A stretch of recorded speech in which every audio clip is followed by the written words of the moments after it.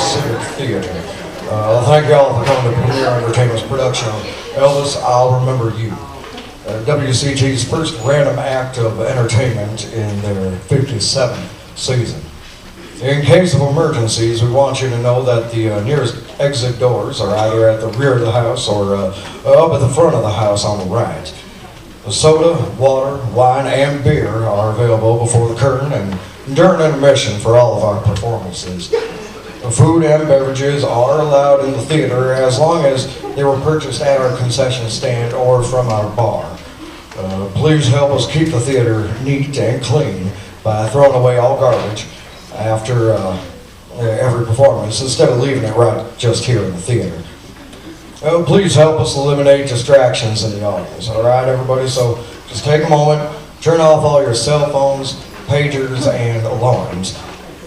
I'm not really sure what a cell phone is, but if you got one of those, just turn it off, all right? Don't use your cell phones to accept or transmit any text messages during the performance. Again, I have no idea what those are, but don't do it. If you have any cellophane-wrapped candies or lozenges, you better open them now, all right? If you have purchased any items at the concession stand, please don't crinkle the wrappers, cans, or bottles that you may have. Now, I know all of you are going to feel the pressure to take pictures of me and everybody else, but I'm going to urge you right now, please do not do it. Do not take any pictures or use any audio or video recording devices during the performance today, just for the safety of everybody up on stage. Pictures with me are going to be offered after the Sunday performances. Photos are going to be $5 for one person, $10 for two people, and $15 for as many people are in your group. Proceeds from that are going to be donated directly to the Women's Center of Waukesha. The art featured in the Waukesha State Bank Art Gallery is by Peter Bosch. WCT is conducting a raffle during the run of Elvis. The prize is a painting of, well, yours truly, which is currently on display in the lobby. Raffle tickets can be purchased during the intermission. Complete details about the painting and the raffle can be found in the lobby over by the concession stand.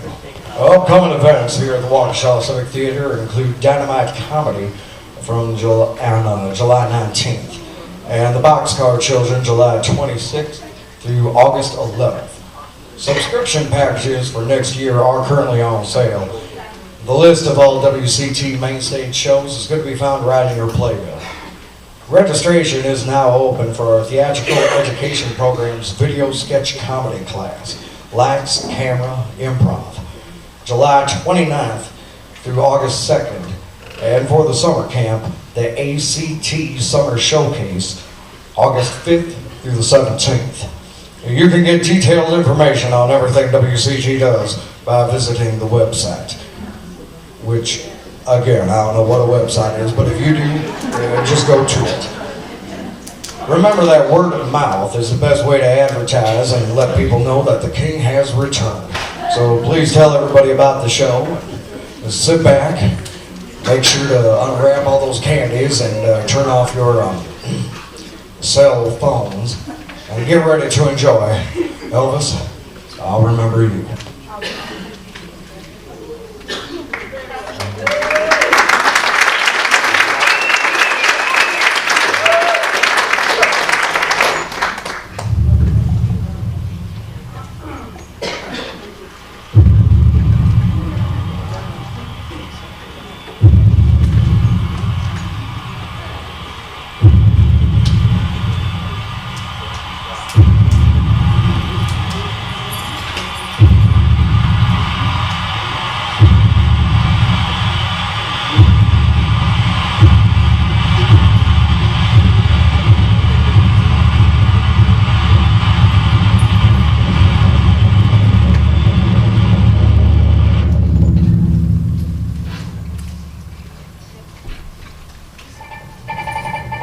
Good evening. Elvis Presley died today. He was 42. Apparently it was a heart attack. Undisputed king of rock and roll, Elvis Presley is dead. He died this afternoon here in his adopted hometown of Memphis after apparently collapsing in his South Memphis mansion. And the mayor has ordered all flags in the city to be flown at half-staff. pandemonium has broken out here on Elvis Presley Boulevard in Memphis. Thousands of fans from all over the country are converging on Graceland, trying to get in to view the body of the 42-year-old king of rock and roll. The world is shocked by Elvis Presley's sudden death after attempts to save his life failed. The apparent cause, according to his personal physician, Dr. George Nicopolis, is a heart attack. The singer's father, Vernon Presley, has requested that an autopsy be performed. Why go to all this trouble? Because we love Elvis. We still do. You're not going to get in. Doesn't make any difference. There's nobody else like him. There will never be anybody else like him as far as I'm concerned. I just can't believe he's dead. It's terrible.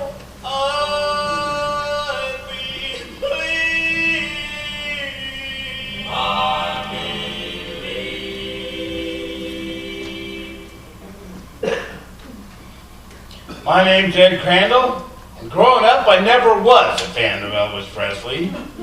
Allow me to explain why. I was born in Lakeland, Tennessee on December 7th, 1941, a date that will live in infamy. Trust me, I've heard it all before. In fact, my mama used to remind me that every time I got into trouble. You think you had a rough as a young'un? You got in trouble and your mama called you by your first, middle, and last name? Ha! I would have gladly taken that. Try being reminded every time you broke the rules about how the Japanese bombed Pearl Harbor and over 2,400 people were killed on the day you were born. I tell you, that's a lot of guilt for a 4-year-old to deal with. Yep, Mama wasn't exactly what you'd call nurturing, but she worked awful hard to take care of us kids. You see, my daddy died when I was 5 years old of a heart attack, leaving Mama to take care of us all on her own. She worked cleaning houses during the day, and she'd come home at night, fix supper, and start sewing. She'd sew quilts, afghans, clothing. She'd then try to sell them at church festivals and craft fairs. She'd hem dresses, she'd make curtains, she'd do anything she could to support us. And it wasn't easy. We all lived in this tiny little 2-bedroom apartment. That place was so small, Mommy used to tell me to go play in the oven. That's what we called home. Me, Mama, and my sisters, Kathy and Betty, and June, and Beverly. That's right, tiny little 2-bedroom apartment. Me, my Mama, and 4 older sisters. There was so much estrogen in that small apartment, I'm amazed I didn't grow a uterus by the time I made it to high school. Going to school was my only refuge away from the madness. You see, when I was about 15, Elvis fever officially hit our home. Every day from that day on, it was, oh my God, Elvis this and Elvis that. They all fought over which one of them was going to marry him. They get violent too. Hair pulling, name calling. Good Lord, it was a far cry from the old time religion Mama used to beat into us. These girls were nuts. Eventually it reached a point I just couldn't take it anymore. The yelling, the screaming, the carrying on, the fawning over his name every time one of his songs came on the radio, I just couldn't take it. So I wouldn't tell anyone, but I'd pack a few things and go spend a couple of days over at a friend's house, just to get away from the estrogen-induced asylum I called home. You know what happened when I left? Nothing. That's right, nothing. They wouldn't even know I was gone. How unflattering is that? I mean, what'd they think? I was hiding someplace? There was no place to hide. Our place was so damn small, one good fart would have given us all a concussion.